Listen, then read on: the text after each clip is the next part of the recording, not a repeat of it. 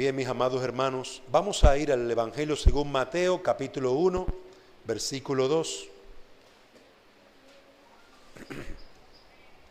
Evangelio según Mateo, capítulo 1, versículo 2. La semana pasada comenzamos a estudiar este hermoso evangelio. Evangelio que une el Antiguo y el Nuevo Testamento. Si usted no ha podido entender el Antiguo Testamento, el estudio de este evangelio le va a permitir entender cómo el Antiguo Testamento es la base, el fundamento para entender el Nuevo. Cómo el Antiguo Testamento se cumple en el Nuevo Testamento. Vamos a ir, por favor, a Mateo, capítulo 1, versículo 2.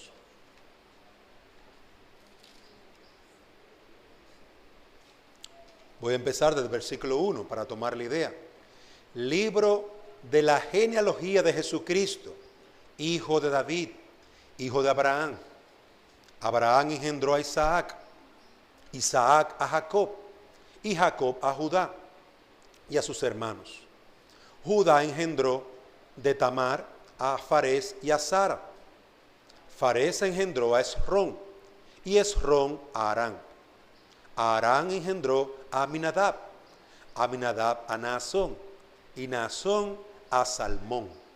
Salmón engendró de Rahab a Booz, Booz engendró de Ruth a Obed, y Obed engendró a Isaí. Isaí engendró al rey David, y David engendró a Salomón, de la que había sido mujer de Urías. Salomón engendró a Roboam, Roboam a Abías, y Abías a Asa. Asa engendró a Josafat, Josafat a Joram, y Joram a Usías. Usías engendró a Jotán, Jotán a Acaz, y Acaz a Ezequías. Ezequías engendró a Manasés, Manasés a Amón, y Amón a Josías. Josías engendró a Jeconías y a sus hermanos durante la deportación a Babilonia. Después de la deportación a Babilonia, Jeconías engendró a Salatiel, y Salatiel a Zorobabel. Zorobabel engendró a Abiud, y Abiud a Eliaquín, y Eliaquín a Azor. Azor engendró a Sadoc, Sadoc a Aquín, y Aquín a Eliud. Eliud engendró a Eleazar, Eleazar a Matán, y Matán a Jacob. Jacob engendró a José, el marido de María, de la cual nació Jesús, llamado el Cristo. De manera que todas las generaciones desde Abraham hasta David son 14 generaciones, y desde David hasta la deportación a Babilonia, 14 generaciones, y desde la deportación a Babilonia hasta Cristo, 14 generaciones. Amén.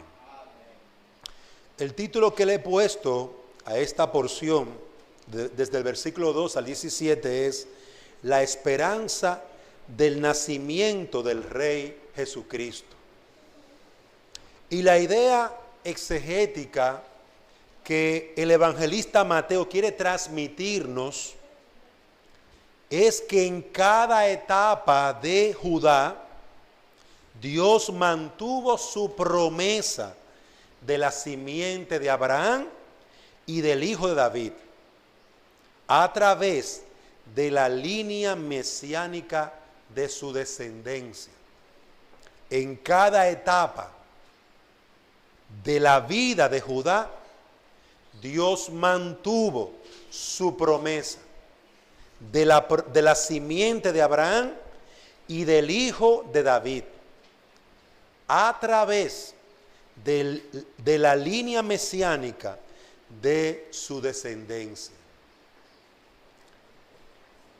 De esa manera, Dios conservó la esperanza del nacimiento del hijo de David, el Rey de Israel, Jesucristo, en medio de muchas tribulaciones, la línea mesiánica fue un medio para ellos guardar el cumplimiento de la promesa. Y nuestro objetivo, por lo tanto, al ver esta idea de que se mantendría la promesa y se mantuvo, nuestro objetivo es entender esto, hermanos. Entender que todas las naciones van a ser benditas. Todas las naciones serán salvadas a través de esa promesa que Dios le dio a Abraham. Todas las naciones serán benditos a través de el Hijo de David, Jesucristo. Todos deben de mirar a Él. Por eso Dios preservó esa simiente, esa promesa, esos hijos que iban guardando la promesa. Y lo podemos ver desde el libro de Génesis. Dios le dio una promesa a Adán y a Eva. Y ellos guardaron esa promesa. Y luego podemos verlo en Abraham. Dios le hizo una promesa. En tu simiente serán benditas todas las familias, todas las naciones. En tu simiente, Abraham. Y Abraham guardó esa promesa, porque Dios cumpliría su palabra. Hermanos, Honduras es bendita a través de Jesucristo.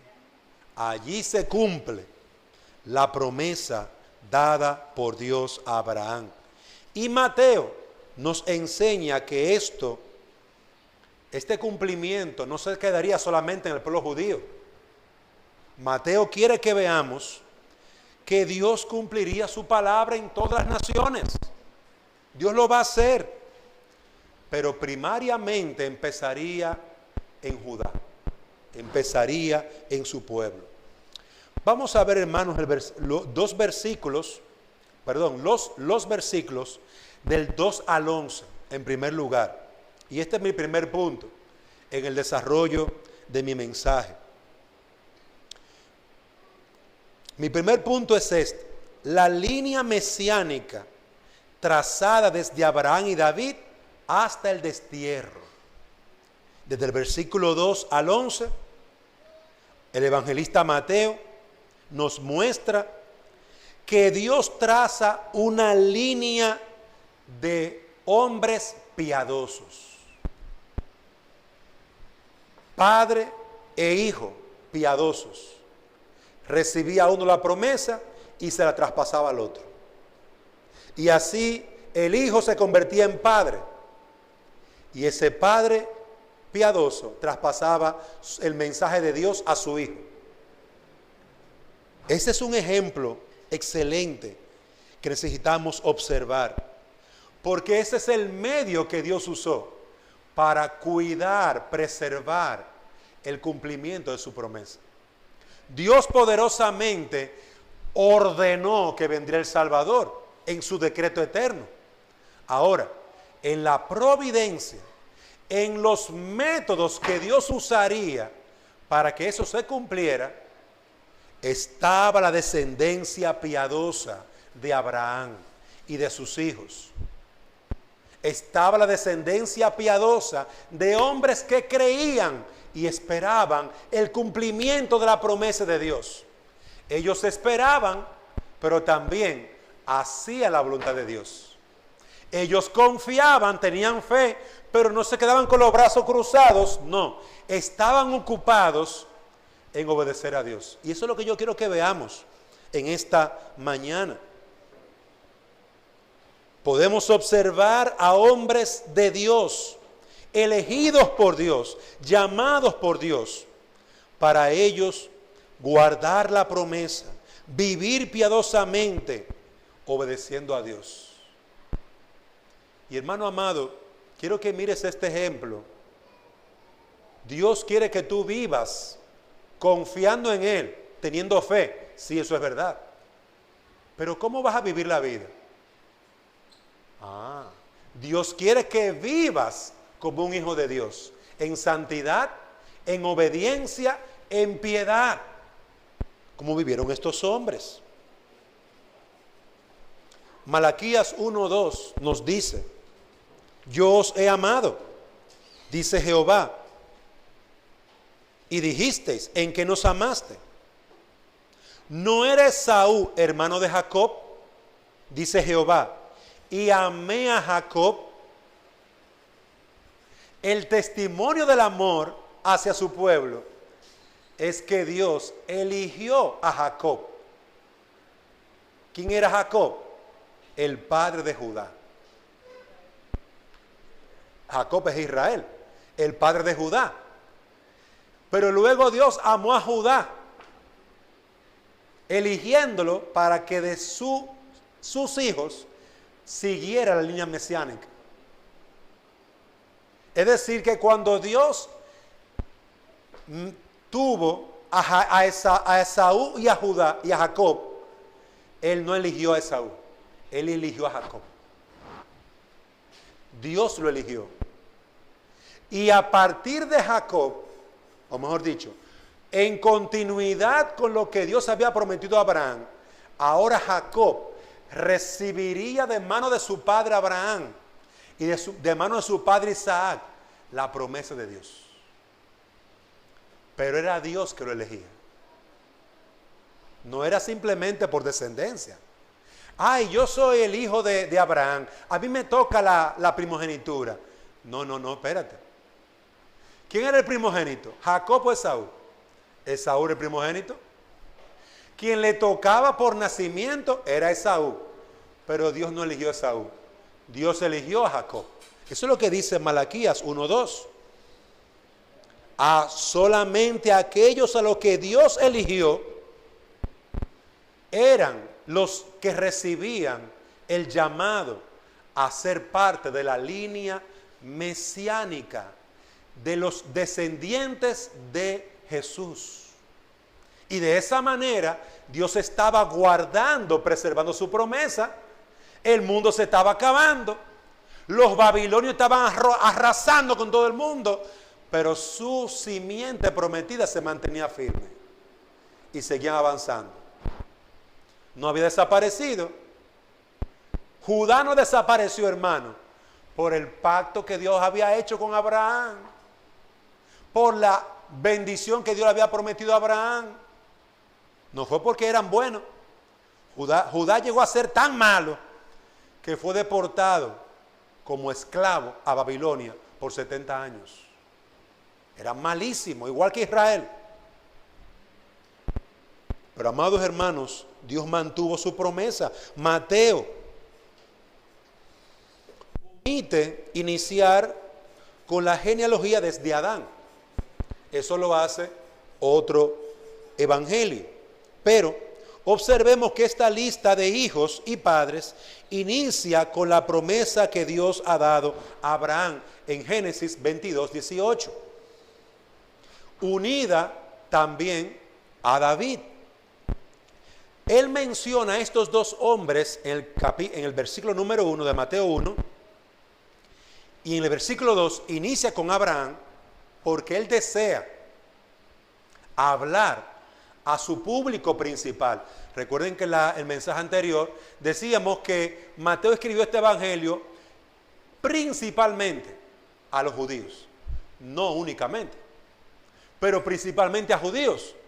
Y para un judío ser hijo de Abraham era una gran cosa, era una gran bendición. Era ser parte por la promesa, ser parte del pueblo de la promesa. Ser hijo de David era una gran cosa, del mejor rey de Israel. ¿Entiende eso? Por eso Mateo inicia con estos dos hombres importantes en Israel, recordándoles a ellos el cumplimiento, o mejor dicho, la promesa que Dios había hecho en Abraham y en David. Viene un rey eterno, viene el rey de Israel, el que Dios prometió a Abraham, que bendeciría a todas las naciones de la tierra. Viene el hijo de David, viene el Señor, esperen en el Señor, Dios cumplirá su promesa. y Dios la va a cumplir. Eso es lo que está diciendo estos primeros versículos. Eso es lo que está diciendo estos primeros versículos. Mateo está trayendo el testimonio de las genealogías. Dios cumplió su promesa. Miren lo que él prometió. Jesús sería el descendiente de Abraham y de David. Y comienza a desglosar todos los eslabones de la cadena genealógica. El hijo de Natán, el hijo de Matán, el hijo de Eleazar, el hijo de Jacob, hijo de Zorobabel. Esta lista de hombres no estaba compuesta simplemente de gente que siempre había sido buena. No. Todos los que están aquí en esta lista eran hombres pecadores, llamados por Dios. Pero algunos resaltan más que otros por su maldad. Por ejemplo, el rey Manasés. Hermano, ¿quién diría que Manasés sería parte de la línea mesiánica? Ese fue un rey perversísimo, malísimo, hermano. Tanto así que Dios lo humilló, llevándolo encadenado por otro rey y lo metió preso. Y en la cárcel Manasés, hijo del rey Ezequías, un rey piadosísimo, Manasés se arrepiente de su pecado, con tal quebrantamiento que Dios lo restaura a su reino otra vez en Judá. Es algo hermoso, pero mire, Manasés duró como 51 o 52 años haciendo maldad, hermano. Tanto así que Judá se entregó a la idolatría como ninguna otra época en los tiempos de Manasés. Y en consecuencia Dios traía juicio a través de los babilonios por el pecado de Manasés. Pero Manasés, cuando se arrepiente de su pecado, Dios lo llama a ser parte de la línea mesiánica. La línea que era parte de los hijos, o mejor dicho, de los padres del Señor Jesucristo. Recordemos que con el pecado de Salomón, Dios dividió el reino. Y aunque no se menciona aquí, Israel del norte fue desechado por Dios. Por eso usted no va a encontrar a nadie de los hijos de Israel, de la parte norte, aquí en la línea mesiánica. Recordemos que con el pecado de Salomón, Israel era un solo pueblo. Pero cuando Salomón peca, Israel se divide en dos. Israel del norte y Judá, la parte sur. Ambos se entregan a su pecado, pero es la parte sur, Judá, la que permanece siendo la línea mesiánica. Israel del norte es completamente desechado y desaparecido. Los asirios lo desaparecieron. La línea mesiánica solamente tuvo que ver con el pueblo de Judá o los descendientes de David. Pero aún entre esos reyes pecaron. Entre los hijos de Israel de David se entregaron a la maldad, como mencioné el caso de Manasés y de otros también. ¿Qué provocó eso? Provocó, amados hermanos, que esa descendencia piadosa en cierta manera se contaminara y Dios trajera juicio a través de los babilonios. De allí que encontramos aquí en el versículo 11 que se nos habla de la deportación. Josías engendró a Jeconías y a sus hermanos durante la deportación a Babilonia. Esa deportación a Babilonia es el resultado de es la consecuencia de los pecados de Judá. Es la consecuencia de los pecados de Judá. Como Judá y sus reyes, Manasés, entre otros, se entregaron a todo tipo de maldad, Dios envió a los babilonios como si fuera la faja de Dios. Y los estuvo fajeando, hermano, nada más y nada menos que por 70 años.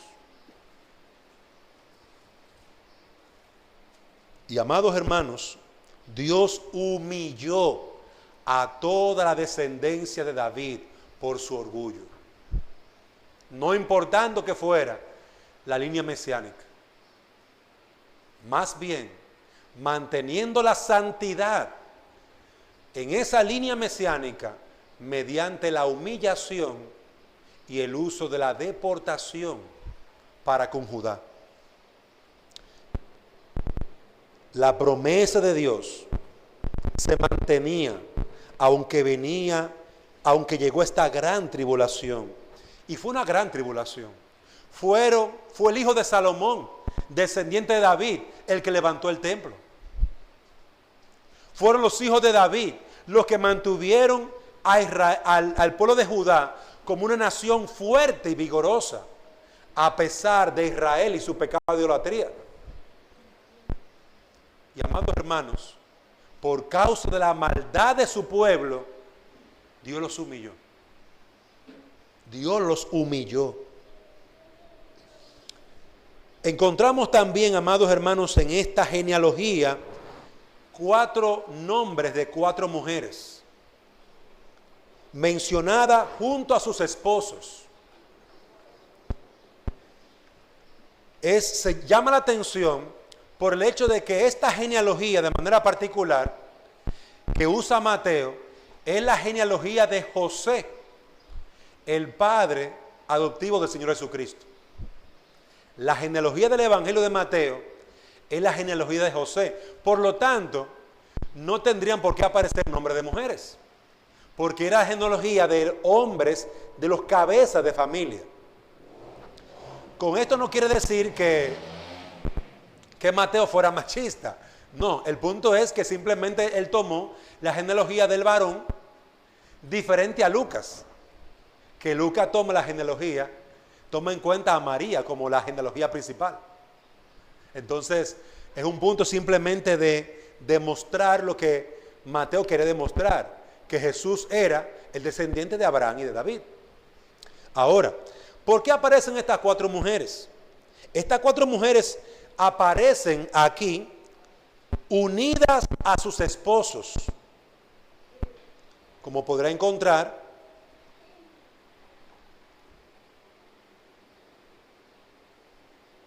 en el versículo 16, donde habla de María. También en los versículos 13 en adelante, donde se hablan de otras mujeres como son Rahab, Ruth, Tamar. Las primeras 2, Rahab y Ruth, eran gentiles. Recordarán que cuando Josué fue a destruir Jericó, Rahab, la ramera, fue la que creyó y recibió a los espías.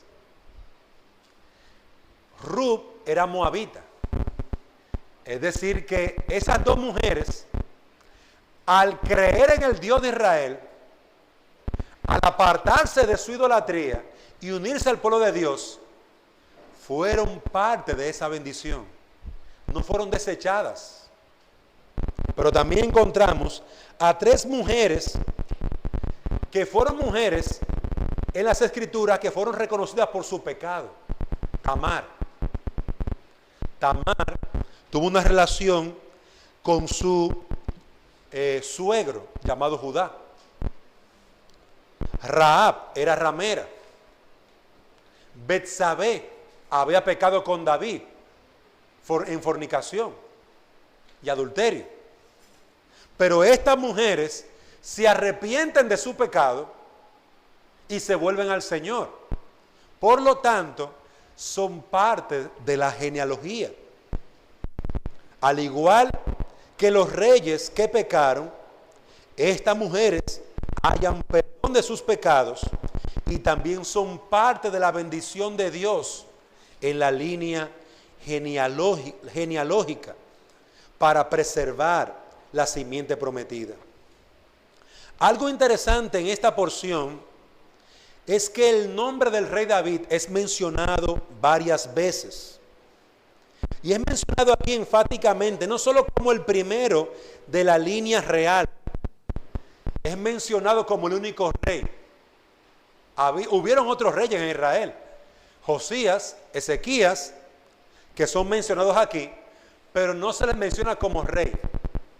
Rey Ezequías, rey Josías, no se les menciona con el título de rey, solamente a David. ¿Por qué? Pienso que Mateo quería hacer un énfasis bastante claro de que Jesús es el rey de Israel. Jesús es el representante esperado, el Mesías esperado, el ungido del Señor. El trono de David estaba guardado especialmente para Jesucristo.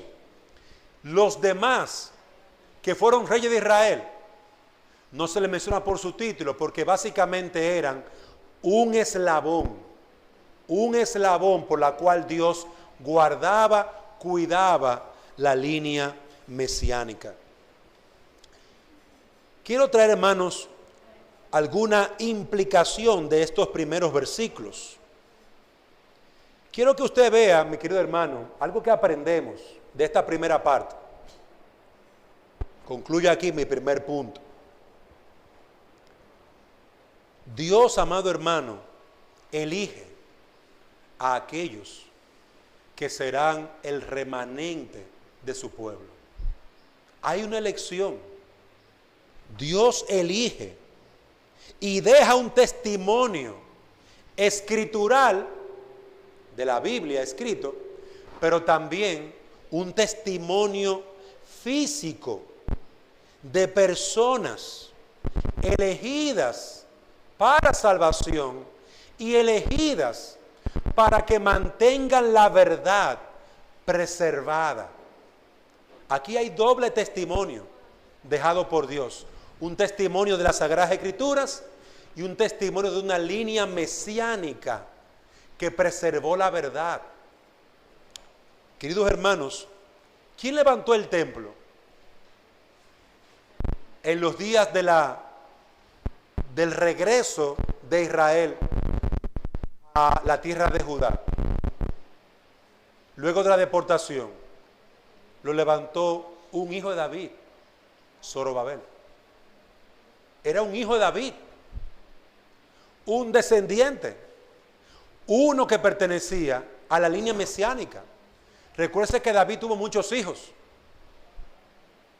pero es lo que Dios eligió, los que tuvieron ese privilegio. ¿Quién fue que mantuvo a Israel protegido de los paganos y de los pueblos enemigos? Fueron esos reyes piadosos, los reyes de Israel, los descendientes de la línea mesiánica. Hermanos, esos hombres piadosos actuaron piadosamente. Y es lo primero que quiero que nosotros veamos aquí, aprendamos aquí. Si tú eres cristiano, ¿cómo debe ser tu actuar? ¿Cómo debe ser tu vida? ¿La crianza de tus hijos? No puede ser como el mundo cría a sus hijos. Tiene que ser piadosamente. Si tú eres esposo, tú debes de amar a tu esposa como Cristo amó a la iglesia. Si tú eres mujer, tú debes de respetar a tu esposo como la iglesia respeta a Cristo. Si tú eres un hijo de Dios, en todos los sentidos, tú debes practicar la piedad. En todos los sentidos. Eres empleado, eres jefe, eres presidente de la República, eres un barrendero. En todo lo que tú hagas, debes vivir piadosamente. Eso preserva la verdad y eso glorifica a Dios. Y eso fue lo que estos hombres hicieron, hermanos. Esto fue lo que estos hombres hicieron. Vivieron piadosamente, actuaron piadosamente y mantuvieron la esperanza de la venida de Cristo en su propia vida y en su propia práctica. Pasemos, hermanos, a los últimos versículos, desde los versículos 12 al 17. La línea mesiánica continúa desde el regreso de la deportación hasta Jesucristo. Versículo 12. Después de la deportación a Babilonia, Jeconías engendró a Salatiel y Salatiel a Zorobabel. Observa, hermano, que Dios no trajo esa humillación a Judá para destruirlo. Hermanos, Dios nos va a humillar por nuestro pecado, ¿eh? No se crea que tú eres cristiano y Dios a ti no te va a tocar. Si usted peca, espere los fajazos. Pero no es para tu destrucción, es para tu bendición. Es para tu bendición. Dios humilló a su pueblo, lo mantuvo cautivo 70 años en Babilonia. Pero no era para destruirlos, no era para desaparecerlos, no. Dios destruyó el templo, hermano, el hermoso templo donde se le adoraba a Él. Dios destruyó el arca del pacto, donde también se le adoraba a Él. Dios destruyó la ciudad. Dios destruyó las murallas. Y con todo eso, humillaba la esperanza, el orgullo arrogante de Israel. Queridos hermanos, este es un ejemplo de cómo Dios puede darnos lo que tanto deseábamos y luego humillarnos para que no probemos los beneficios. Tenían el templo, lo que tanto deseaban. Tenían una ciudad, lo que tanto deseaban. Tenían los privilegios, lo que tanto deseaban. Y Dios luego se lo quitó. La línea mesiánica, lo que era la bendición de ellos y lo que era la promesa de Dios, no le fue quitado.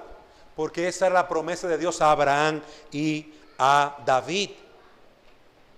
La línea mesiánica se mantenía aún en medio de las dificultades. Estaba vigente en los profetas. La línea mesiánica estaba vigente en los hombres y mujeres. Israel, solamente por esos profetas y por esa línea mesiánica, sabía que Dios no los había desechado para siempre. Por eso, como decíamos en el mensaje de la semana pasada, había una esperanza mesiánica escatológica. Escatológica, hablando de que en los últimos tiempos su gloria sería restaurada a través del Hijo de David. Ellos esperaban, como vemos que los apóstoles preguntaron a Jesús en Hechos capítulo 1, Señor, ¿cuándo restaurarás las cosas? El reino y toda tu promesa. Ellos estaban esperando ese Cristo mesiánico, ese rey mesiánico, hijo de David, que restauraría la gloria de Israel, que lo liberaría de los enemigos. Ellos lo esperaban. Y Dios había cultivado esa promesa. Y amado hermano, fue lo que lo mantuvo con vida durante 70 años de esclavitud. Lo mantuvo con vida. Estamos esperando la venida del Señor. Estamos esperando que el Mesías venga, que Cristo venga. Ellos lo estaban esperando. Luego de 70 años, habían pasado el imperio babilónico, el imperio asirio, el imperio babilónico, el imperio medo-persa, y ahora había llegado el imperio romano. Y seguían siendo siervos de estos imperios. Y mantenían la esperanza, mantenían la promesa. La línea mesiánica de Cristo es la que regresa mirando hacia esa promesa. Es la que regresa a Jerusalén a reconstruirla. ¿Encabezado por quién? En primer lugar, por el primer grupo, Zorobabel, descendiente de David, parte de la línea mesiánica. Lo que le decía hace un momentito, hermano. ¿Quiénes son los que van a levantar las iglesias en los diferentes lugares? ¿O los que están esperando la venida de Cristo? ¿Los que están esperando el cumplimiento de las promesas de Dios? Asimismo, Zorobabel, descendiente de David, esperando al Mesías, reconstruye el templo, el altar, reinicia los sacrificios con el apoyo de Ageo y Zacarías, profetas del Señor. Luego llegó un segundo grupo, Esdras, para traer una reforma espiritual, un regreso a la palabra de Dios. Nehemías también vuelve para reconstruir las murallas, hermanos. ¿Por qué van a hacer todo eso si ya Dios les humilló? Que tenían una promesa de que serían bendecidos por Dios en Abraham, a través del hijo de Abraham, que había una promesa, que vendría el hijo de David y nos restauraría. Tenemos que prepararnos, hay que preparar la adoración a Dios, hay que levantar el templo. Hermano, no podemos quedar con los brazos cruzados. Eso fue lo que mantuvo con vida a Israel, su esperanza del Cristo, del Mesías, del Mashiach, esperado. Todos estos grupos trabajaron con esperanza, aguardando la promesa del Señor. La línea mesiánica continuó extendiéndose durante los 400 años de silencio. Les recuerdo que después de la reconstrucción del templo y regresar de la deportación, todos estos descendientes que aquí aparecen, Eliú, Eleazar, Azor, hermanos, vivieron un tiempo de silencio, donde no hubo más revelación, luego de estos profetas Ageo y Zacarías. 400 años, esperando ¿qué? La promesa. Esperando al príncipe, al rey de Israel, el Señor. La línea mesiánica continuó extendiéndose, como dice el versículo 16. Jacob engendró a José. Jacob engendró a José. ¿Y quién era José? El esposo de María. Hasta los días del Imperio Romano, en que ya cae definitivamente el Imperio griego, amados hermanos, continúa la promesa y llega a los días del Imperio Romano, en José, asegurando así la descendencia piadosa. Observen el versículo 16. Jacob engendró a José, el marido de María, de la cual nació Jesús, llamado el Cristo. Jesús ahí es conectado como el último eslabón de la genealogía de Abraham. Todo empezó con Abraham, versículo 2. ¿Y dónde terminó? Con Jesús. Terminó con Jesús. Descendiente de José. Jesús descendiente de Abraham. Jesús descendiente de David. Aquí en el versículo 16, Jesús es llamado el Cristo. Y veíamos en el mensaje anterior que Cristo es un título dado por Dios a los que eran los ungidos, donde viene la palabra Mesías, ungido. Cristo es en griego. Si se traduce Cristo a el hebreo, entonces es Mesías. Y si se traduce del hebreo, Mesías, al arameo, es Mashiach. Es de ahí que viene. Y la palabra de Mashiach es ungido. Alguien separado por Dios. Ungido para la obra de Dios, para el oficio de Dios, de rey, profeta y sacerdote. Por lo tanto, el rey esperado, Jesús, nace como el mediador entre Dios y el hombre, y como hombre descendiente ¿de quién? De Abraham y de David. Hermanos, quiero que vean esto, porque aquí el evangelista Mateo nos está diciendo: Jesús es un hombre. Mire a su genealogía, miren a sus padres. Miren a sus padres. Su madre es María. José es hijo de Jacob. Y José Es el Padre que adoptó a Jesús, porque recuerden que José no se unió a María hasta que ella dio a luz. Importante resaltarlo, ¿verdad? Subrayarlo, para que no haya duda. Jesús no es la unión, no es el fruto de la unión entre María y José. Jesús fue concebido por el Espíritu Santo en el vientre de la Virgen María. Mateo concluye diciendo en el versículo 17, han pasado 14 generaciones 3 veces, así que multiplícalo por 3. Han pasado 14 generaciones en estas 3 etapas que ha vivido Israel. Una etapa de gran gloria, desde Abraham hasta que fueron deportados. Cuando fueron deportados, una gran etapa de humillación, pero no para destrucción, sino para restauración de su pecado, santidad, sanidad. Y una tercera etapa en la que ellos esperaban hasta que llegó el cumplimiento de Salvador. Hermanos, ¿qué implica esto? Implica este segundo punto, que bajo las tribulaciones más difíciles, Dios continúa su plan soberano. Dios no cambia. Quien cambió fue Judá, pecando contra él. Dios continuó su promesa. Ahora, Dios los humilló. Los humilló para que no fueran soberbios. Dios, por lo tanto, amados hermanos, hizo que se cumpliera la promesa dada a Abraham y a David.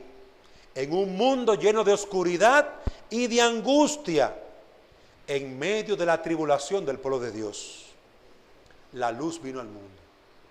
En medio de las tinieblas, la luz vino al mundo.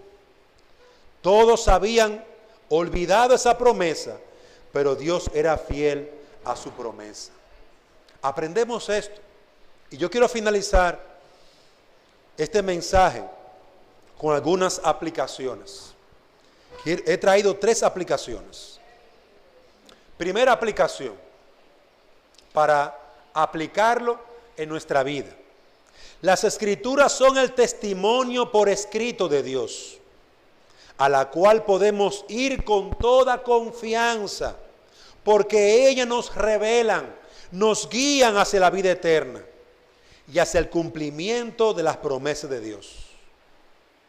Joven, amigo sin Cristo, lee las Escrituras, lee la palabra de Dios, lee el Evangelio de Mateo, lee los 4 evangelios.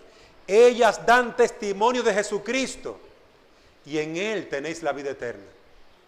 Ellas te van a guiar a la salvación y te mostrarán que la salvación no es a través de María o de José, sus padres, sino a través del Hijo de Dios. El que creyere en Jesucristo será salvo. En segundo lugar, creo que aprendemos, hermanos, que leer y meditar diariamente la palabra de Dios es un medio santificador, un medio de crecimiento y una ayuda en medio de la tribulación. ¿Por qué el pueblo de Dios pudo mantenerse firme y fiel al Señor y no dejar su fe durante 70 años de esclavitud, humillados por Dios mismo? ¿Por qué no dejaron su fe? Amados hermanos, por la simple razón de que ellos mantenían su mente y corazón en las Escrituras, en la voluntad de Dios revelada en su palabra. Creían las promesas y sabían que Dios es tan misericordioso que si uno se arrepiente, alcanza misericordia. Hermano, eso es lo que enseñan las Escrituras. ¿Por qué tú tienes que vivir todo el tiempo dándote golpe en el pecho por tus pecados, cuando ya Cristo murió por ti? ¿Por qué tú tienes que estar haciendo sacrificios y sacrificios, supuestamente para que Dios tenga misericordia de ti, cuando Jesucristo hizo un solo sacrificio para limpiarte de toda maldad. ¿Por qué lo hacemos? Porque ignoramos las Escrituras y el poder de Dios. Lo despreciamos. No desprecie la palabra de Dios. Lee la palabra de Dios. Léela más. Medita en ella y crece. Fortalécete. Porque en el tiempo de la tribulación, hermanos, ellas nos guían, ellas nos hablan. Dios nos sigue ministrando en todo tiempo a través de su palabra. En tercer lugar, o en segundo lugar, el pueblo de Dios debe permanecer fiel a su Rey Jesucristo. Hermanos, mantengámonos fieles al Señor, a la voluntad de Dios. Es lo que diariamente tenemos que estar haciendo aquí. ¿Cuál es la voluntad de Dios para ti como soltero? Está en su palabra. ¿Cuál es la voluntad de Dios para ti como hijo? Está en su palabra.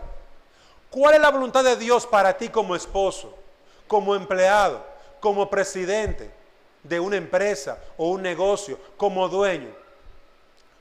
¿Cuál es la voluntad de Dios? Tenemos que informarnos que vivir piadosamente es lo que glorifica a Dios. Y es el testimonio que le vamos a dar a otros. Hermanos, qué bonito ver a un jugador de fútbol ser amable con sus compañeros, porque él es un hombre que ama a Dios y teme a Dios. Pero qué vergonzoso y feo se ve, no solamente jugadores, sino hasta entrenadores, coach, peleando como animales, porque las cosas no se hacen como ellos quieren. Eso da vergüenza. El mismo juego, pero dos personas diferentes, porque una confía en el Señor Jesucristo y otra no. La piedad debe de ser vivida.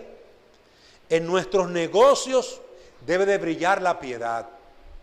El domingo no es para estar abriendo los negocios, ese es el día del Señor. Yo voy a estar sirviendo al Señor. El domingo es el día para yo unirme con mi familia y tener comunión con ellos. No para estar dando vuelta en el mundo buscando qué hacer, saliendo para dar rienda a nuestros deseos y placeres. A ese es día para eso. Queridos hermanos, Dios nos ayuda a mirar cómo Zorobabel y muchos otros, por ser piadosos, actuaron piadosamente.